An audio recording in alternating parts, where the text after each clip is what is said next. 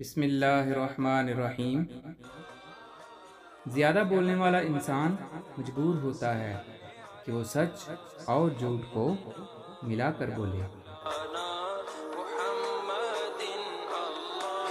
انسان پر کبھی راستہ بند نہیں ہوتا، ہر دیوار کے اندر دروازہ ہے جس میں سے مسافر گزرتے رہتے ہیں۔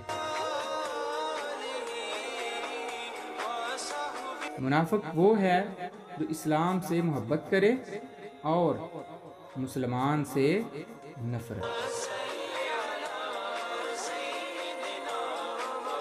پریشانی حالات سے نہیں بلکہ خیالات سے پیدا ہوتی ہے۔